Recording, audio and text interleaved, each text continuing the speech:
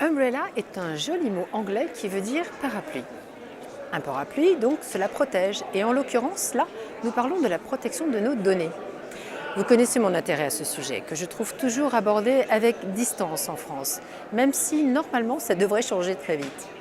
Aussi, je suis contente que mon groupe, les socialistes et démocrates du Parlement européen, ait fait de la protection des données une de ses spécialités, un véritable cheval de bataille. Le Parlement est sollicité dans les prochains jours pour approuver, ou pas, un accord sur les transferts de données avec les États-Unis. Je vous vois hausser les sourcils et vous interroger. Un accord transatlantique? Tiens, encore un. Sur nos données? Méfiance. On se souvient du cas Snowden et de la NSA qui voit tout, contrôle tout. Et du coup, un petit parfum de paranoïa vient nous frôler les narines. Je vous arrête tout de suite. Il s'agit dans ce cas d'un progrès dans la protection des libertés individuelles. Après les attentats du 11 septembre, les Américains ont connu le Patriot Act, une des lois les plus attentatoires aux libertés qu'on puisse imaginer dans une démocratie. En 2015, le Freedom Act va corriger certaines des dispositions les plus aberrantes du Patriot Act. Les révélations de Snowden ne sont pas pour rien dans ce revirement. Le Freedom Act a été chargé de rétablir, si possible, un peu de confiance entre l'État et les citoyens américains. Dans la continuité de ce Freedom Act, un accord a été négocié avec l'Union européenne.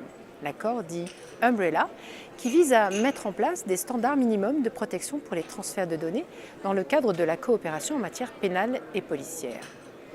Il limite les finalités et l'utilisation des données personnelles transférées. Cet accord émet des règles relatives au transfert ultérieur de données. L'autorité qui devra transférer des données devra également donner préalablement son accord, par exemple si la police française veut partager avec la police allemande des informations reçues par le FBI américain.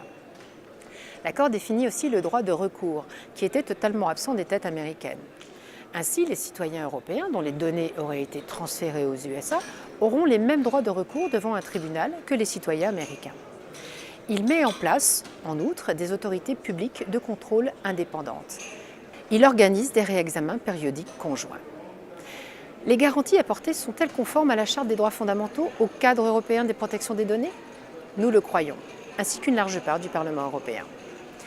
La protection des libertés est affaire de persévérance et n'est jamais terminée.